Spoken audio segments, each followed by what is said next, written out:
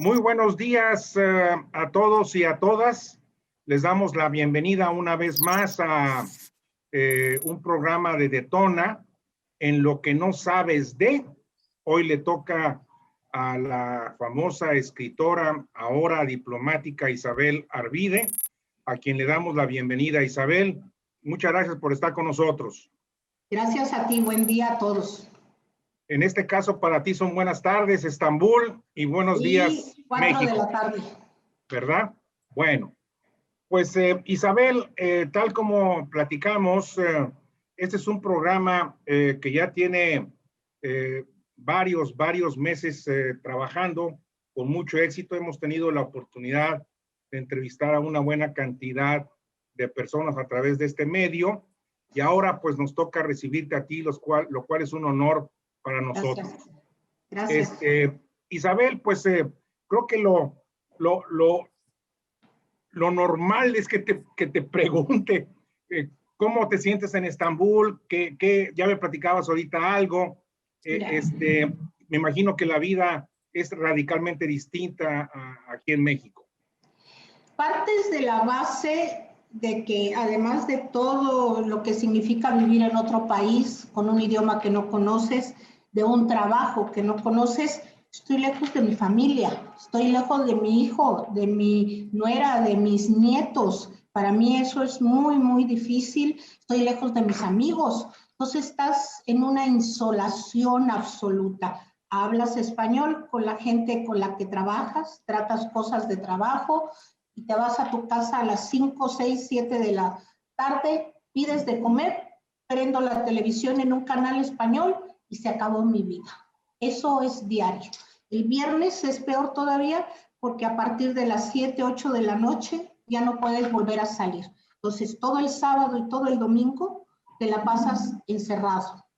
Llega un momento, o encerrado de cárcel, de estar adentro. Entonces, llega un momento en que esta situación se vuelve asfixiante, desgastante, ¿no? Sobre todo el encierro. Llevamos muchos meses de encierro.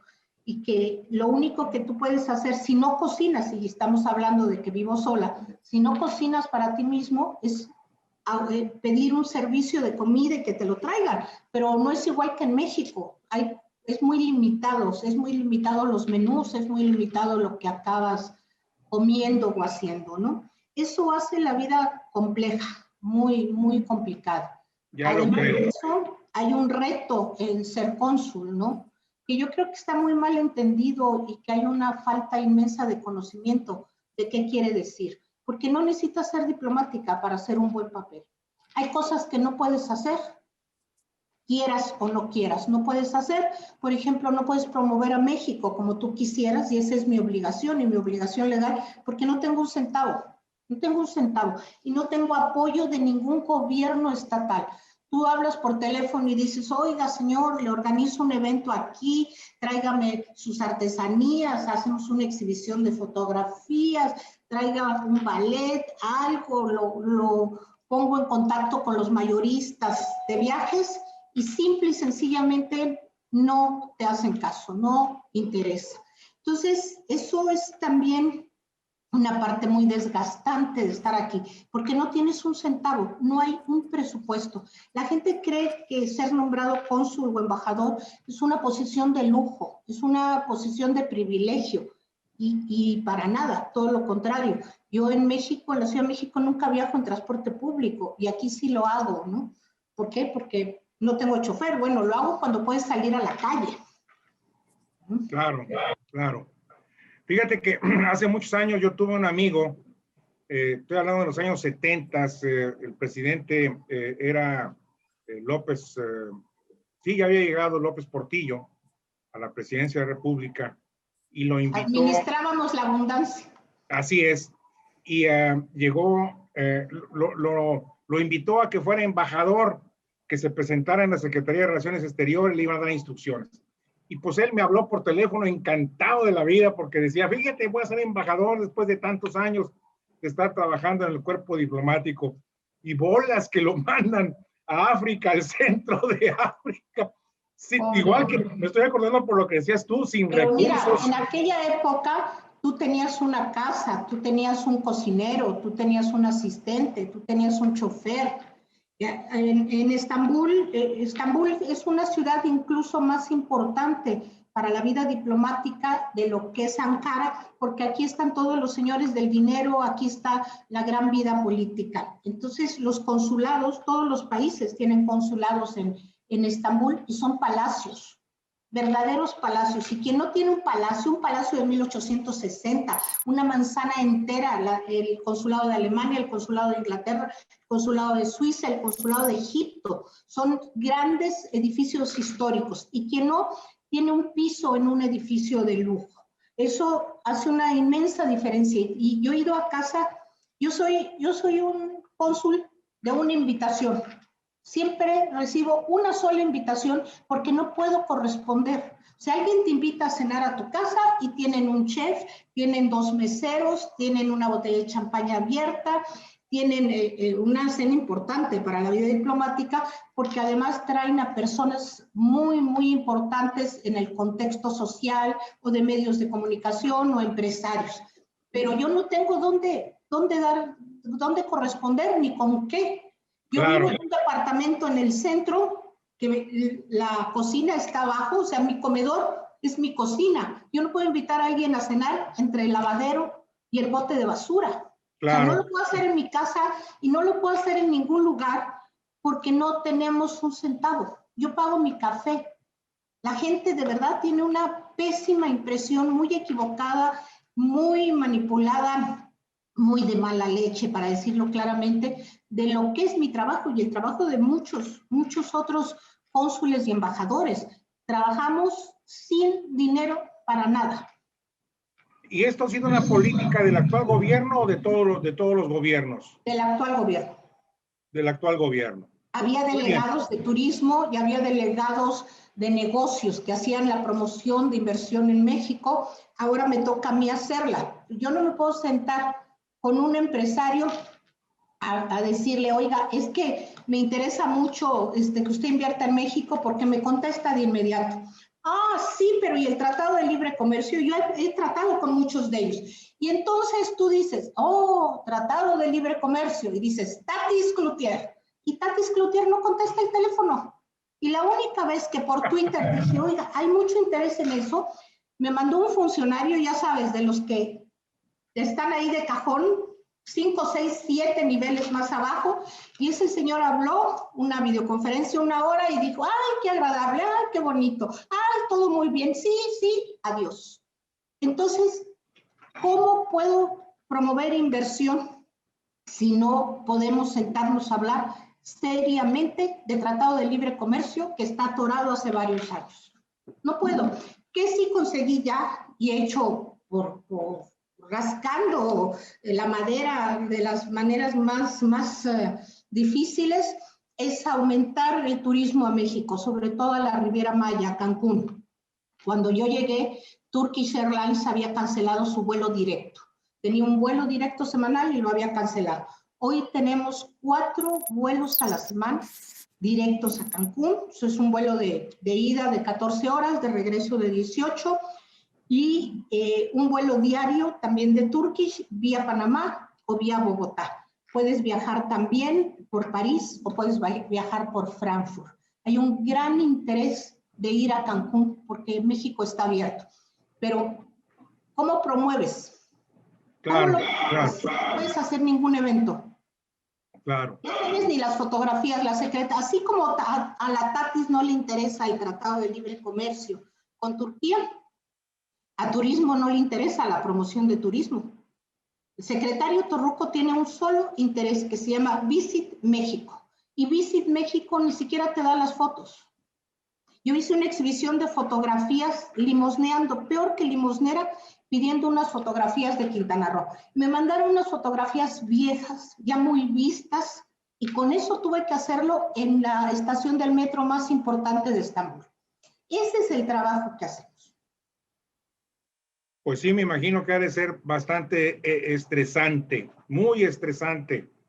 Oye, Isabel, si me permites, hay un tema que muchos de mis queridísimos miembros de la audiencia me preguntan sobre todo sobre tus libros, ¿verdad?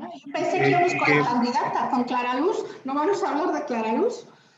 Si quieres, ahorita hablamos también de Clara Luz, por supuesto que sí. Mis libros.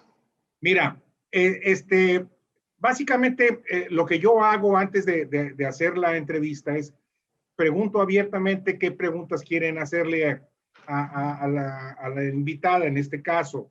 Y normalmente me hacen 4, 5 o 10 preguntas y yo las selecciono. En este caso concreto me preguntaron por qué escribiste, y se concretaron en 3 libros, curiosamente. Ya me imagino que ya te los imaginas. Mis generales y entre ¿verdad? políticos y mis generales, mis presidentes, y el último que tú escribiste, creo que fue en el 19, ¿no? La cárcel del norte.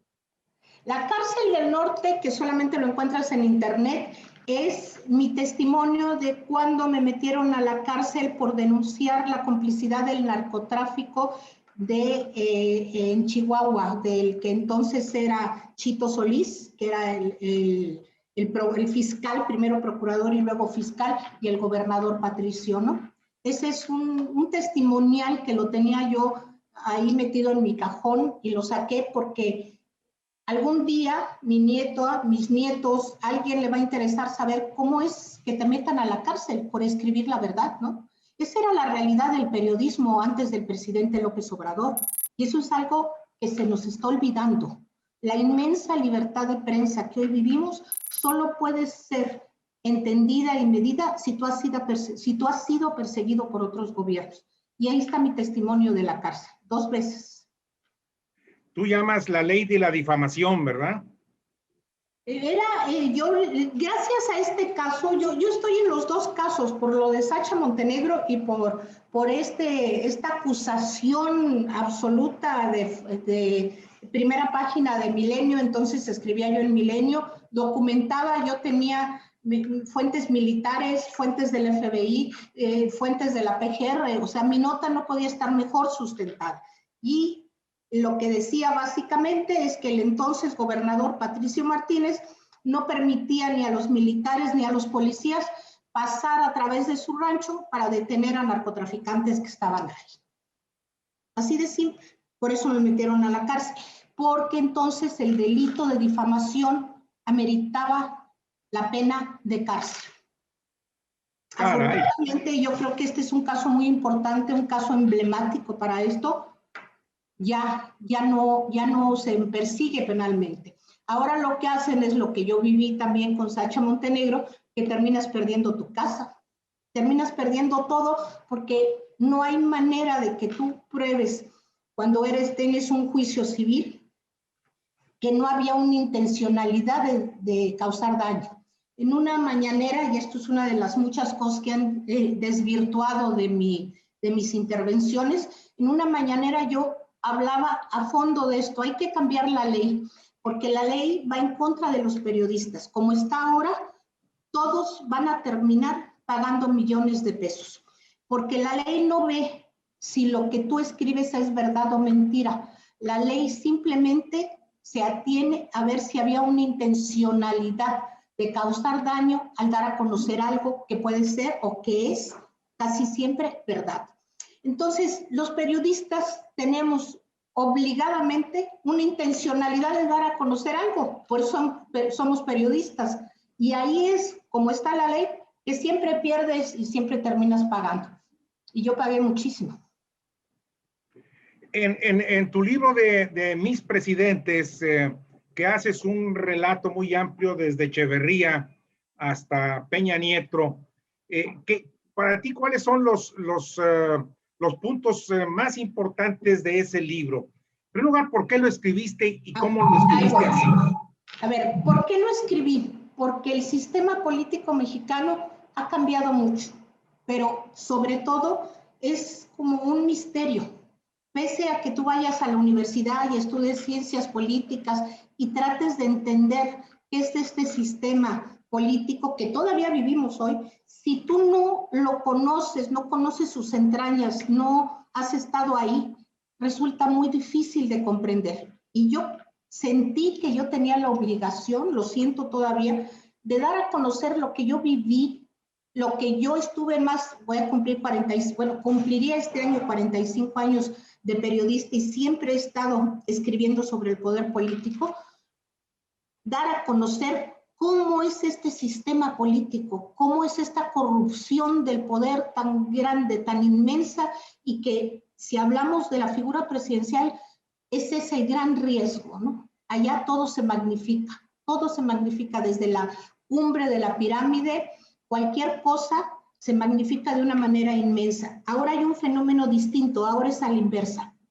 Ahora castigamos al presidente López Obrador por nimiedades, ¿no? Le dieron un préstamo de $1 millón, un préstamo que le dan a cualquier gente que lo pida y sea ejidatario y tenga un terreno, se lo dan al hermano. ¿Qué significa un préstamo? No significa nada. Si tú vas hacia atrás y comparas lo que hicieron. Y no iba a decir... ¿Te refieres a José Ramón López Obrador? No, me refiero al hermano del presidente, a Pío, que en estos días han hecho un escándalo por un préstamo que le dieron. Un préstamo legal, o sea, un préstamo que él llevó y lo tiene que pagar. Lo que se hacía entonces, como estos excesos de las primeras damas, que también documenté en otro libro, no es que fuera legítimo, es que eran los usos y costumbres, es que estaba bien hacerlo, es que nadie había dicho, esto no lo puedes hacer. Es como la caja chica que nadie ha apreciado lo suficiente, que ya no va a existir una caja chica para que el presidente pueda utilizar miles de millones de pesos sin dar cuenta de eso, ¿no? Ese es un cambio importante, importantísimo para mí. Entonces, el poder total permitía totalmente hacer todo. Y yo quise, en mi libro de mis presidentes, documentar cómo se ejercía ese poder y cómo era el trato de los mandatarios en corto, cómo era el trato con las personas de su entorno más cercano.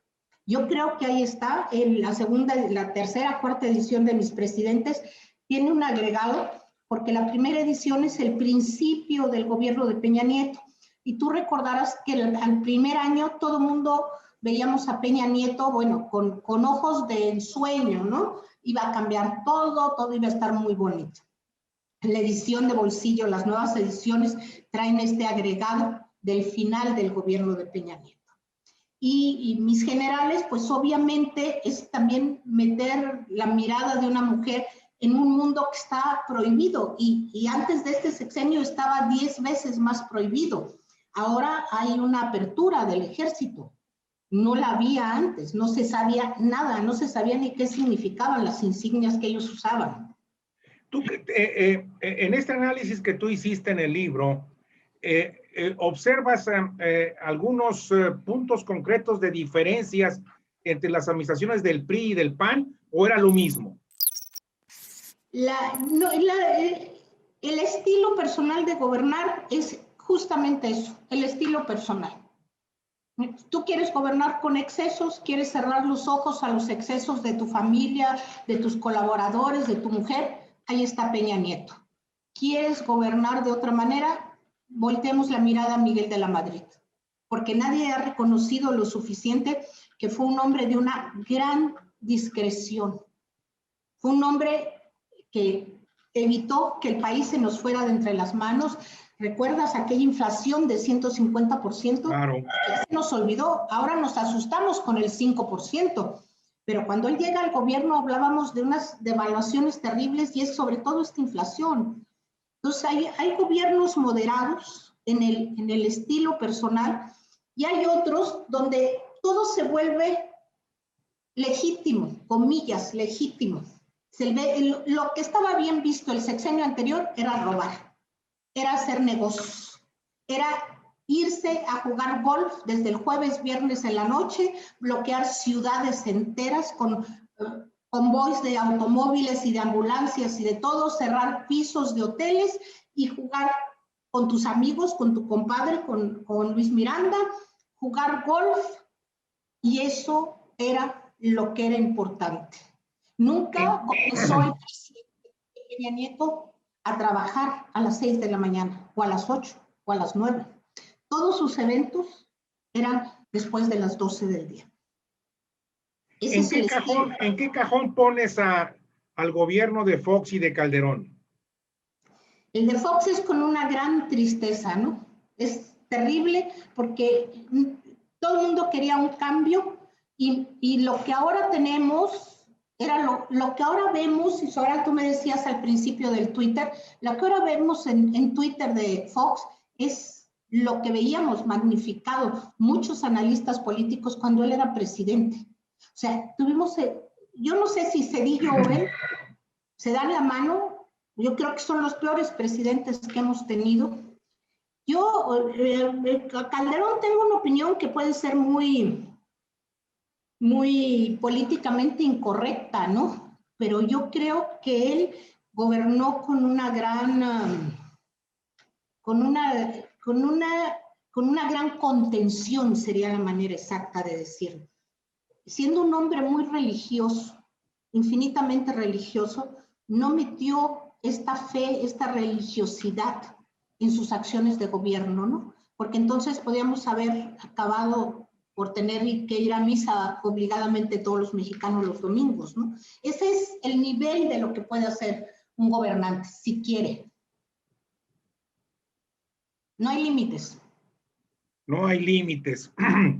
Bueno, pues vamos a pasar al tema interesante de mis generales.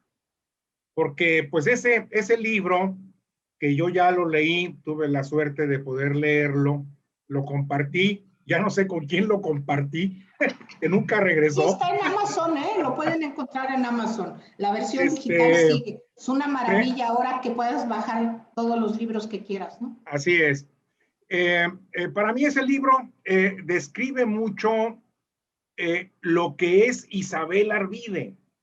Una mujer echada para adelante, una mujer analista, observadora, crítica, y como dice aquí el fundador de Detona, mi querido amigo Plácido Garza, irreverente también. Ya no puedo cambiar. Oye, voy a cumplir 70 años. ¿Crees que hay un espacio para cambiar? No, imposible. Por favor. No, claro que no.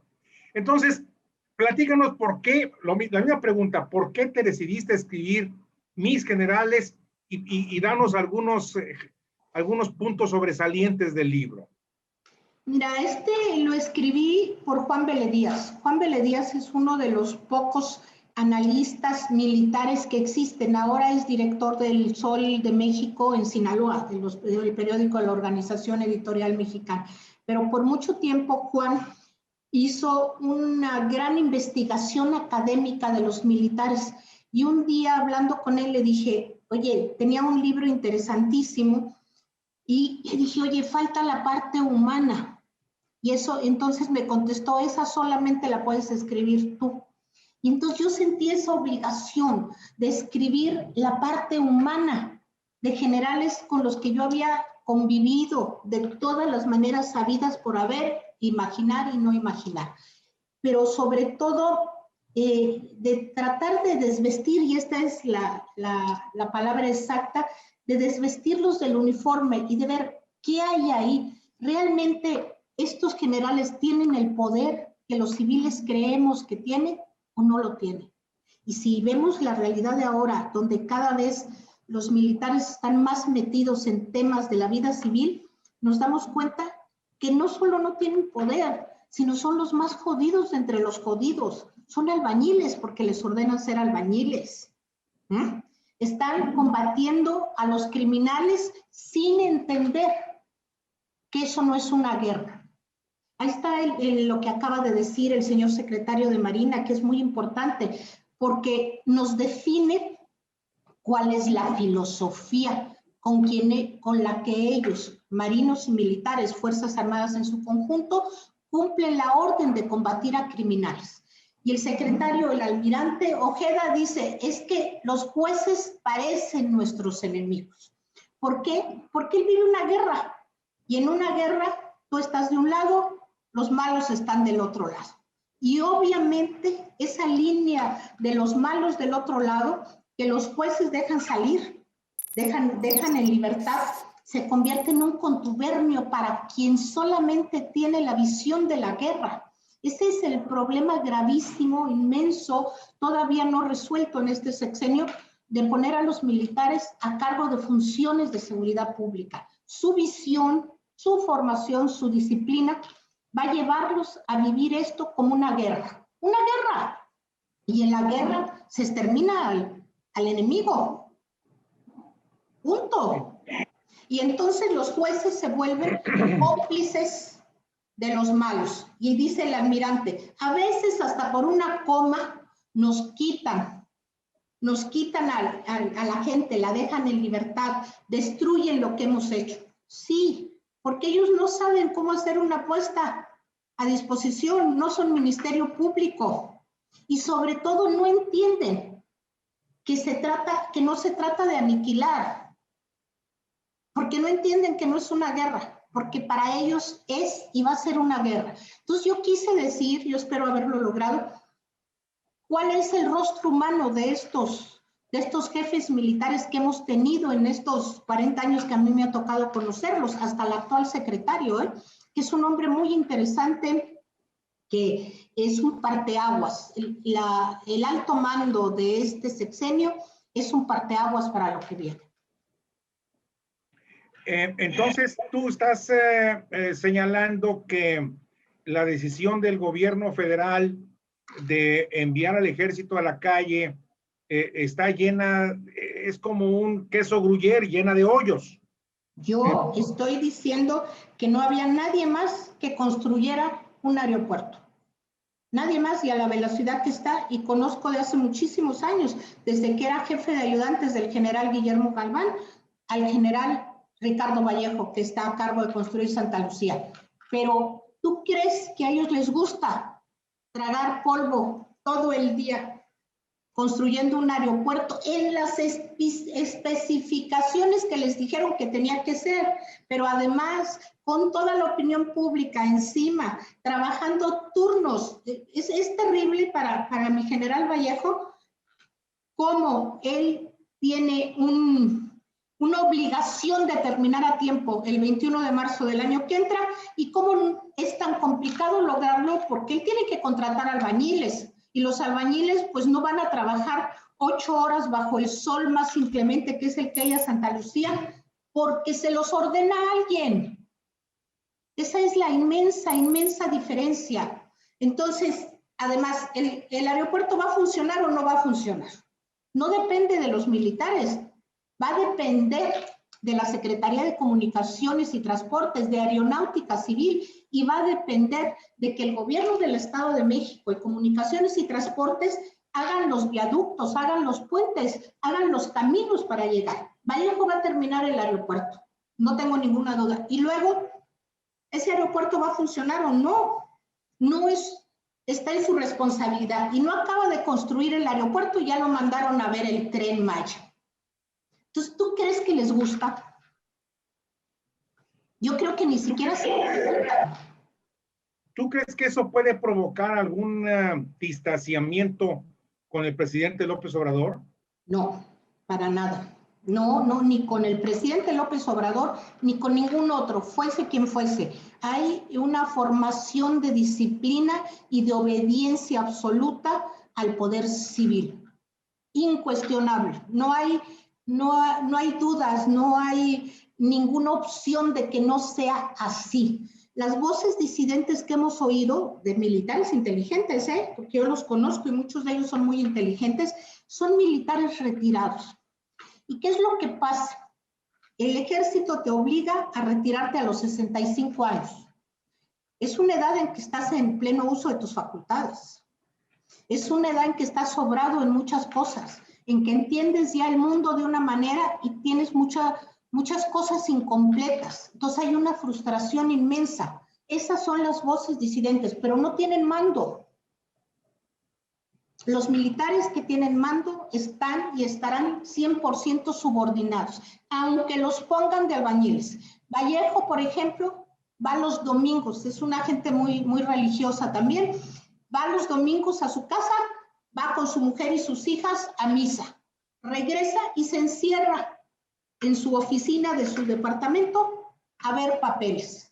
Y se regresa a dormir, él duerme de domingo a domingo duerme en su oficina. Hace eso hace más de un año. A las 2 de la mañana puedes hablar con él porque sigue despierto. ¿Tú crees que un ingeniero civil iba a estar haciendo esto? No, evidentemente no. No Claro le que pagan no. doble, ¿eh? No le pagan doble. No le ofrecieron un premio.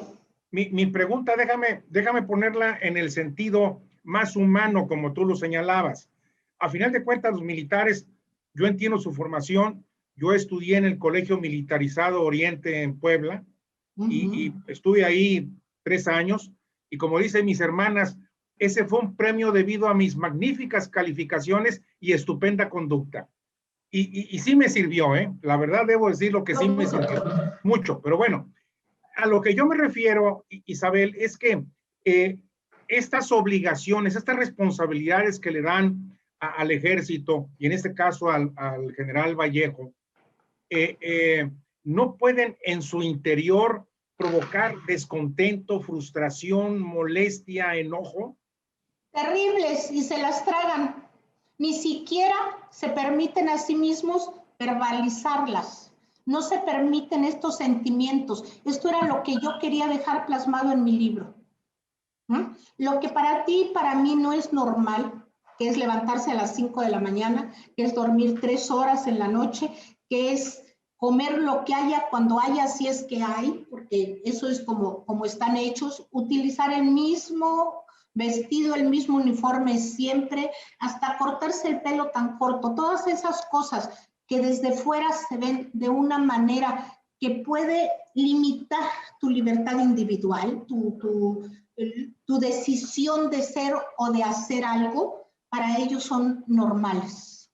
Sí, yo no creo, yo creo que a mí me parece que Vallejo ha envejecido 10 años en estos meses o 15 años. Yo estoy seguro que su mujer, que es muy joven, que sus hijas que están en adolescencia, en la universidad, lo necesitan, pero él no se plantea no construir el aeropuerto. Él lo que está es en la chinga, para hablar en buen español, todos los días. Jode y jode a todos los pobres albañiles para que trabajen el doble. Y los albañiles, obviamente, a la semana o a los 15 días se le van. Y hay que conseguir otros. Siempre hay unas filas inmensas de gente que busca trabajo en Santa Lucía en las mañanas. Y siempre hay otras filas para salir porque no aguantan ese trabajo. ¿Los necesita este gobierno? Sí, no habría. Precisamente a esa pregunta iba yo. Que la decisión que tomó el presidente López Obrador de asignarle todas estas responsabilidades al ejército, pues evidentemente tiene un objetivo, y el objetivo es que se cumpla de acuerdo a los deseos del Ejecutivo Federal. Y que no haya corrupción. Claro, claro, Eso claro. esta es una de las razones que hacen el gran cambio de lo que el presidente piensa como candidato de las Fuerzas Armadas y de su relación y su vinculación con ellos ya presidente. Yo creo que llega un momento en que López Obrador dice, si no es con ellos, ¿con quién? No tengo a otra gente en quien confiar. A ver, Vallejo no se va a robar 5 centavos, ni 5 millones, ni 5,000 millones de pesos. Está en su formación, está en su estructura. Y si no fuera suficiente eso, la estructura de control que tiene el ejército, las 500 auditorías que ya le han hecho, o 1,000 o 2,000 o 3,000, la manera en que tiene que informar a sus superiores de cada cosa que hace, lo vuelve impecablemente honesto. Entonces, no se pierde un centavo ahí, por eso ha bajado y bajado costos. Y cuando el presidente vio que Vallejo estaba bajando los costos en el aeropuerto, dijo, pues, esta es la mía, vete con el Tren Maya y bájame los costos. Y yo pienso que ya estamos en un momento en que a mi general Vallejo lo pueden matar en cualquier momento, porque está lesionando intereses económicos muy, muy, muy importantes. Él llega y dice, esto me tienes que dar en tantos días, esto es lo que yo te voy a comprar y este es el precio que te voy a pagar. Y castiga cualquier ganancia en una época de crisis económica. Estoy seguro que todos estos argumentos que tú señalas López Obrador los tiene muy claro en su mente. Sí. Lo que yo nunca... partimos de la premisa de que todos, no todos, pero la gran mayoría estamos en contra de la corrupción y la impunidad. Es algo que Yo diría que no la gran mayoría, yo creo que un grupo importante de mexicanos, pero no la gran mayoría. Si tú oyes el inmenso descontento contra el gobierno de López Obrador, en ese descontento hay mucho de las personas que han visto afectados sus ingresos, y sus ingresos eran parte de la corrupción. ¿Por qué Raimundo Rivapalacio escribe en contra del gobierno todos los días? Porque no recibe los millones que recibía. ¿Por qué el presidente, cuando lo cuestionan de nombrarme aquí, uno de los argumentos que utiliza y que es incuestionable es que yo no estoy en ninguna lista de los periodistas que recibieron dinero en el sexenio de Peña Nieto? ¿Y tú sabes cuánto perdí, comillas? ¿Cuánto es el dinero que no recibí? Son millones y millones y millones y millones de pesos. Pero ese sacrificio vale la pena porque tu nombre permanece limpio. Sí, creo que eso es lo importante. Pagas la renta y no tengo una pensión para retirarme. También otra cosa que nunca me entendieron en una mañanera es cuando yo hablé de la necesidad de que los sueldos de los periodistas sean otros. A donde iba yo, Isabel, es a lo siguiente. Ese pequeño grupo que estamos a favor del combate a la corrupción y a la impunidad, observamos otro ángulo que López Obrador no ha podido entender ni cubrir. Ok, esto está manejando mal, hay corrupción, vamos a corregirlo, pero no lo desaparezcas. Eso es lo que yo no entiendo, Isabel. ¿Por qué, Regijo, tienes que agarrar el sable y cortar parejo cabezas sin dar la oportunidad de poder aprovechar las cosas buenas? Eso por un lado. Por el otro, no podemos negar, creo que esa es una parte esencial de tu libro en Mis Presidentes, la concentración del poder presidencial es enorme en todos los presidentes y en el caso actual también. Sí. En el caso actual también. Pero también es lo que queremos los mexicanos, ¿no? Problema cuando Carlos Salinas de Gortari empezó a desmontar esta percepción social de omnipotencia, esta percepción social que hacía que pensaras que el presidente podía solucionar todo. Y entonces ahora tenemos un presidente al que, con una impunidad que no me deja de asombrar, le apodan el Cacas. Entonces, pues también veamos toda la película completa. Sí, tiene un poder inmenso, pero también existe una libertad inmensa, inmensa, inmensa para hacer oposición, para ser disidente. Lo que pasa es que no hay capacidad en la oposición. No la hay, desafortunadamente. Oye, y cuando sacas la cabecita, riájale el trancazo. Pues si no eres corrupto, no hay trancazo, ¿no? Mira, cuando yo estudié... Mira, yo en tantos años ser periodista aprendí algo que la oposición hoy tendría que tener muy en claro. Para tener la boca larga, la lengua larga, tienes que tener la cola corta. Totalmente de acuerdo contigo. Sin embargo, yo te puedo poner algunos ejemplos, no voy a dar nombres, de gente conocida, gente honesta, que ha sacado la cabecita un poquito y luego le llega el SAT y la unidad de inteligencia fiscal y les hacen un rollazo del tamaño del mundo, ¿verdad? Con el objeto ahora sí que de someterlos. Algunos de ellos han sometido. ¿Qué pasaba en otros gobiernos? ¿Cómo te sometían? Ni siquiera llegaba el SAT. No, pues llegaban los ministeriales y te madreaban.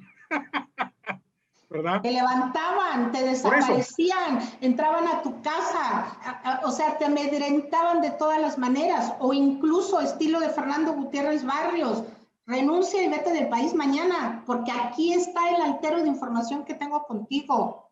Sí. ¿Eh? Antes de yo no creo capaz al presidente, yo sí quiero dejar eso en claro, yo no creo capaz al presidente de hacer nada en contra de un enemigo político.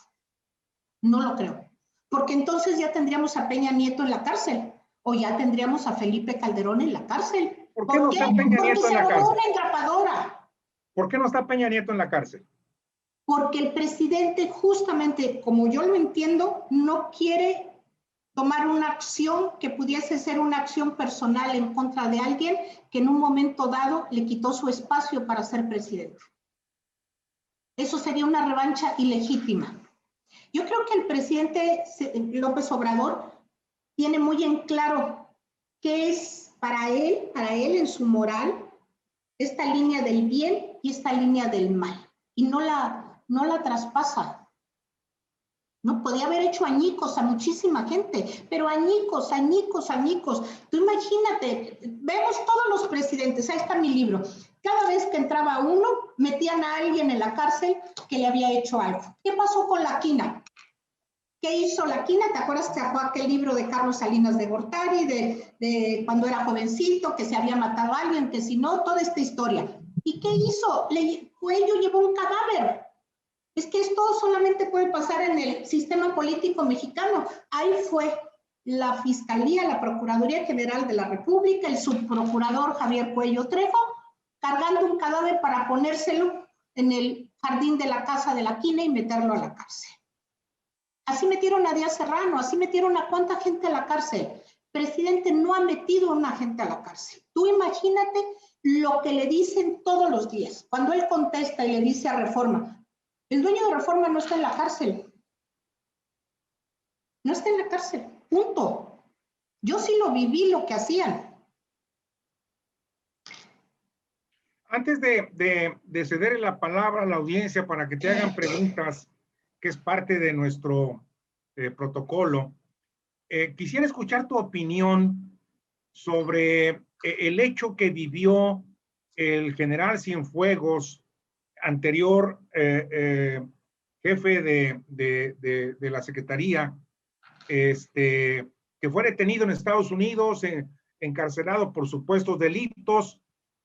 Poco después fue liberado en Estados Unidos, lo mandan aquí a México, está X cantidad de días o semanas en la cárcel y la Fiscalía General lo exonera. Nunca estuvo en la cárcel. ¿Cuál es tu lectura? ¿Mandé? A ver, yo tuve un muy público enfrentamiento durante 6 años con el general Salvador Cienfuegos. Y lo tuve porque él, en su inmensa soberbia, porque los militares son soberbios, es algo que es implícito en él, le parecía que mi cercanía con el general Galván y haber hecho algunas investigaciones personales que él me pidió, habían rebasado lo que se me podía permitir hacer. Me enfrenté como nada. Hay unas críticas terribles mías a Tlatlaya, por ejemplo, ¿no? A muchas cosas están publicadas. Si tú revisas todo lo que yo publiqué, verás que hay una crítica inmensa contra Salvador Cienfuegos, contra el Salvador Cienfuegos que se atreve a pedir un perdón público después con todo el ejército reunido, o que dice en una entrevista de televisión, es que son mis soldados y no van a declarar. Sí, pero el señor no es narcotraficante. Punto, no lo es. Un secretario de la Defensa Nacional no puede ser narcotraficante. No hay manera que lo haya. Por el mando piramidal que tiene. O sea, tú eres el jefe de policía de Monterrey o de cualquiera de las poblaciones cercanas a ellos, y tú sí puedes controlar. Yo cuando estaba en Saltillo, un día yo llegaba a Monterrey en una camioneta blindada con una escolta detrás y se me fueron encima los municipales. Inmenso. Yo me quedé quietecita y dije, ¿cuánto aguanta mi blindaje? ¿Por qué? Porque los municipales estaban al servicio de los criminales y entonces tenían que saber quién entraba y darle permiso de entrar o no entrar. El secretario de la Defensa, sea quien sea, no le puede ordenar a un capitán que está en una guarnición, que está cerrando una carretera, que deje pasar la droga o que no la deje pasar. No hay una cadena de mando que lo permita. No hay forma. Pero además, Si estamos hablando que el presidente de la República tiene poder, yo creo que el poder del secretario de la Defensa es 2 veces el que tenga el presidente. Es un poder inmenso, inmenso, inmenso, inmenso en dinero, en negocios, en lo que puede hacer. Tú imagínate que entras a tu oficina y todo un edificio inmensísimo se pone de pie y saluda. No te ve, tú vas en tu coche para tu entrada privada. Tú imagínate que traes aquí como 50,000 condecoraciones y que no hay un militar que no se cuadre ante ti y que no hay nada que ordenes que no se haga. Y nadie excepto el presidente, y a veces ni el presidente, te cuestiona, ¿qué iba a ganar Cienfuegos con vincularse con un mugroso? Porque además, te digo, es muy soberbio. Tú imagínate que tiene que sentarse con ese narcotraficante de ínfima, porque ni siquiera era un gran capo, no era el Mayo, no era alguien importante, alguien que de verdad fuera el gran. Sentarse para recibir dinero. Era absurdo, absolutamente absurdo. Y yo creo que el presidente recapacitó en media hora, porque si tú ves el primer mensaje del presidente es que caigan todos los que hayan estado con Cienfuegos. Y yo creo que en ese momento el señor secretario de la Defensa, Luis Crescencio Sandoval, le dijo, ahí, terminando de hablar, pues aquí está la renuncia mía y de todos, porque todos hemos estado cerca de él. Todos, toda la plana de los jefes, de los generales, han estado bajo su mando. El agravio hacia adentro, el enojo era no de tomar el poder, no de una revolución, sino simplemente de renunciar todos. O sea, era una afrenta. Además, humillaron a su esposa, humillaron a sus hijos. Es algo que los militares no perdonan. No estaba fundamentado más que en dichos, en dimes y diretes. No hubo nada. Y el presidente, es decir, entonces la DEA cometió un error gravísimo en la DEA integración de la investigación. gravísimos porque lo que quiere es el dinero y las posesiones y las cuentas de lo que tiene la gente. Y porque ellos, también como en México, se dejan influir por razones políticas, también ellos reciben órdenes. Y estábamos muy cerca de una elección presidencial en Estados Unidos. ¿Qué mensaje daba Trump si detenía al secretario de la Defensa de México? Yo soy el gran policía del mundo, yo sí puedo, yo pongo a todos de rodillas. Fue gravísimo, y si eso hubiera seguido, yo estoy convencida que Luis Crescencio y todo el alto mando militar hubiera renunciado. ¿Y qué haces? Y detrás de ellos renuncian los coroneles. Hay 560 generales. ¿Qué hacemos en un ejército sin generales? Y no hay un general mexicano hoy que no haya estado bajo el mando del general Cienfuegos. Entonces la afrenta no era para Cienfuegos, era para todos los jefes militares. Esto que tú me dices, Isabel, supongo yo, no soy experto, acredita el término que se usó por parte del gobierno mexicano en la comunicación a Estados Unidos de que se estaba afectando la soberanía nacional. Claro. Esto es. Claro. A ver, tú imagínate, ya no pensemos en el secretario de la Defensa, vamos al policía, al subjefe de la policía de Nuevo León. ¿Tú crees que va a ir a Los Ángeles, a Disneylandia, si está recibiendo dinero de un narco? No hay manera, ¿no? Es como un mínimo de inteligencia. No hay forma que si tú tengas algo. Yo estoy segura que Manuel Bartlett no va a Estados Unidos. Por si sí, por si acaso, por si no, no va. No hay forma. Pero tú vas a Estados Unidos, yo sí voy tranquilamente mañana. Bueno, el día que tenga unos días libres, yo puedo ir. Nadie va a ir contra mí. Oye, Eso Isabel. era el sentimiento de Cienfuegos. Oye, Qué Isabel. bueno que recularon. Platicar contigo es una delicia. Es Gracias. una delicia, Chihuahua. No había hecho esto con nadie, no lo había hecho con nadie, pero tú te portaste muy bien conmigo. Al contrario. Entonces, mira, con el objeto de poder cumplir con los tiempos y dejarle los micrófonos a la audiencia para que te hagan preguntas, yo quisiera ver la posibilidad de, vamos a dejar pasar un mes o 5 o 6 semanas y continuamos la plática. ¿Te parece bien? Sí, claro, porque sí. aquí en mi lista de apuntes, híjole, todavía tengo una gran cantidad de preguntas. Entonces, yo sí te agradezco mucho y quisiera pedirle a la audiencia que si quieren hacer preguntas, está abierto el micrófono, rogándoles nada más que se identifiquen, por favor, y sean muy puntuales en la pregunta. No quiero que se echen un rollo ahí, un discurso dramático, sino una pregunta concreta. Aminadab, por favor, adelante. Te escuchamos, tu micrófono. Gracias. Pues ahora sí que muy interesante esta plática, me sorprende mucho y la agradezco. Y simplemente me gustaría regresar al principio para hacer algunas preguntas de cuando la cónsul nos contaba esto de que no hay recursos. A mí me gustaría que nos platicara un poco de cuáles son esos recursos con los que sí cuenta, o sea, cómo es el consulado, cuál es el personal que tiene. Eso creo que sería llamativo para saber. ¿Silla rota o no ves mi silla rota? No, sí la veo, sí la veo. Pero esto es el consulado. Ahorita te voy a mostrar cómo es. El consulado de México en Estambul lo hizo el presidente Peña Nieto en 2014. Ellos escogieron una casa, la casa renta $12,000 al mes. A mí no me autorizaron a cambiarme y pagar la mitad de renta. Es uno de los absurdos de los que tú hablabas, que las cosas no cambian. Resulta que Hacienda tiene una reglamentación en la cual para tú poder cambiarte necesitas tener ya alquilado el otro lugar, pero yo no puedo tener alquilado el otro lugar si no tengo el dinero para alquilarlo, y si me va a tardar 3, 4 meses en autorizarme, pues obviamente no puedo cambiarme nunca. Yo tengo guardadas las cartas donde yo digo que por la austeridad de este presidente quiero cambiar. Es una casa absurda, una casa. ¿Podemos ver? ¿Podemos hacer un recorrido? Bueno, te lo puedo mandar porque no lo puedo hacer desde aquí, pero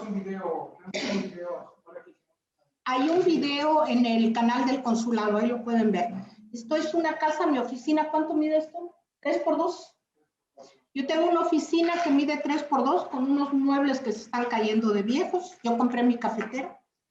Eso es lo único que hay. No, y sin embargo, tenemos un sótano, un departamento de 300 metros en el sótano, totalmente vacío.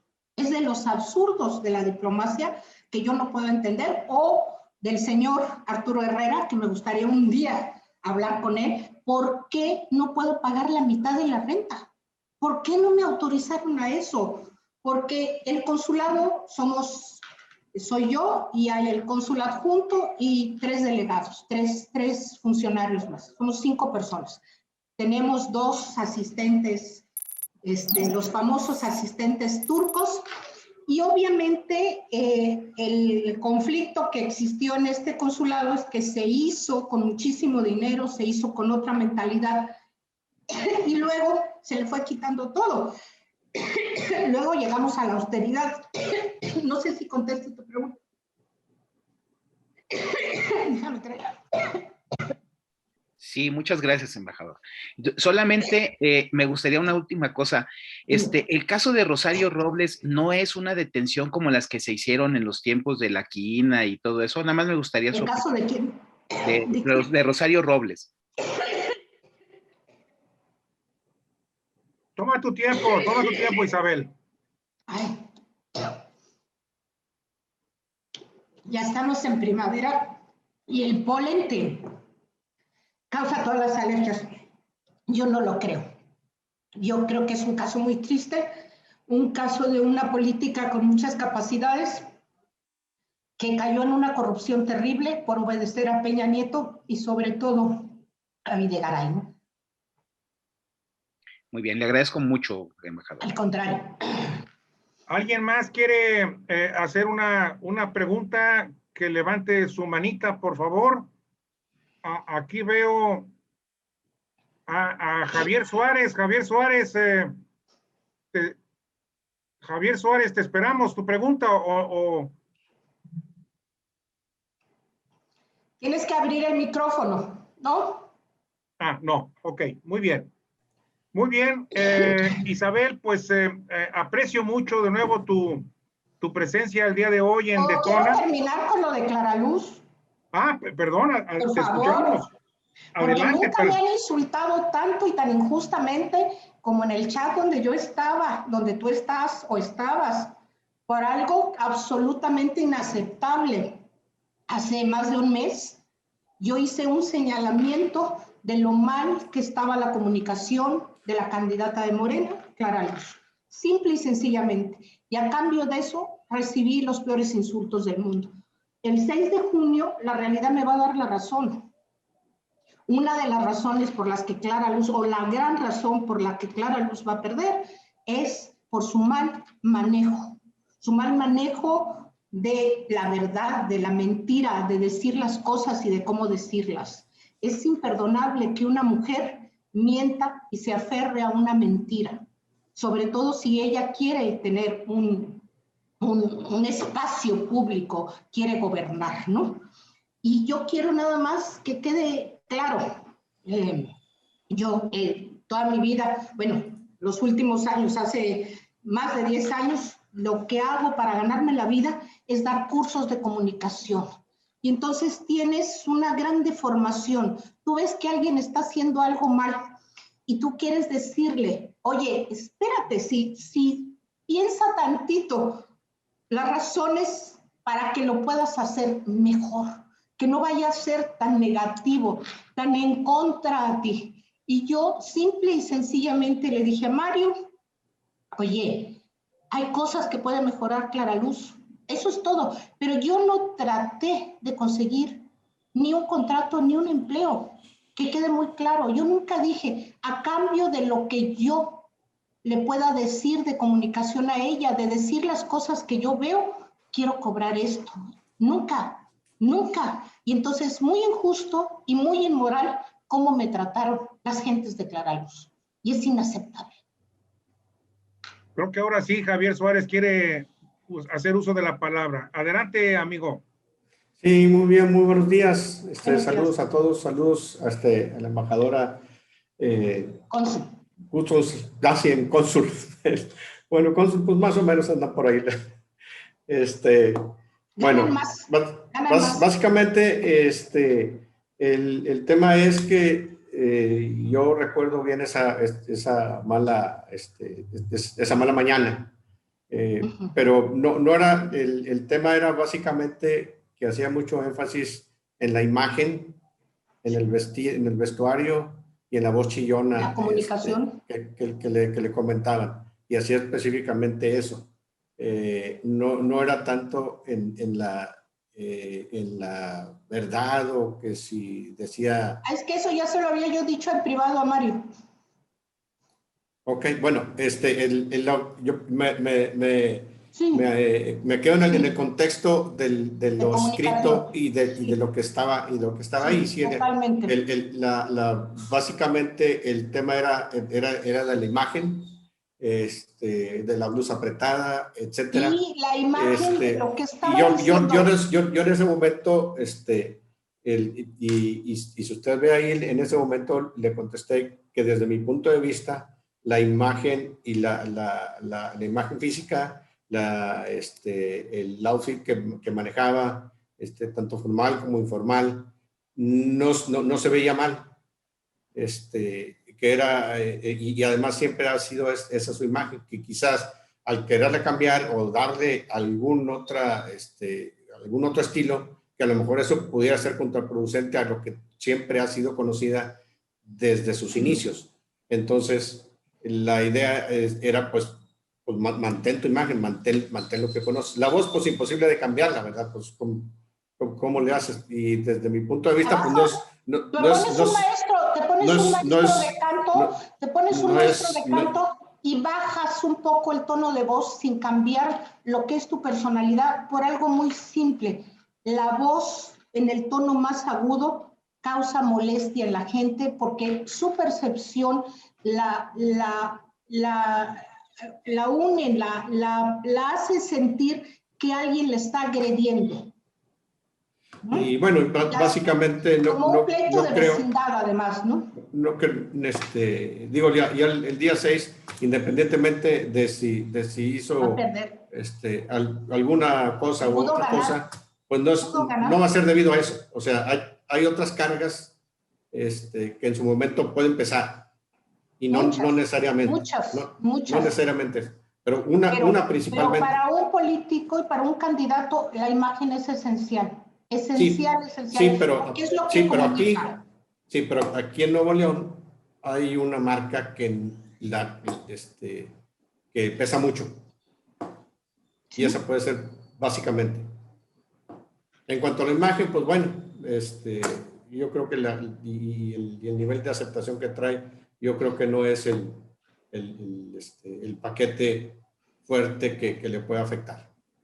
Nomás quería comentarle eso. Gracias. Muy bien, muchas gracias. Muchas gracias. Bueno, pues a final de cuentas estamos a una semana y media de las elecciones, no solamente aquí en Nuevo León, sino en todo el país. Y ese va a ser el día en donde vamos a saber quiénes ganaron y quiénes perdieron. Ese es tan sencillo el resumen. Te acordarás de mí. De nuevo, muchísimas gracias, Isabel. A Muchas ti. gracias a los que nos acompañaron ahorita en la mañana a esta interesante plática. Y pues quedamos emplazados para volver a reunirnos en unas semanas más, ¿verdad? Con gusto, que tengan Fuerte buen día abrazo a todos. hacia ti, Que tengan Isabel, buen día. y esperando que sigas bien. ¡Ánimo! Gracias, Hasta luego. que les vaya bien. Muchas gracias a todos. Buenos días.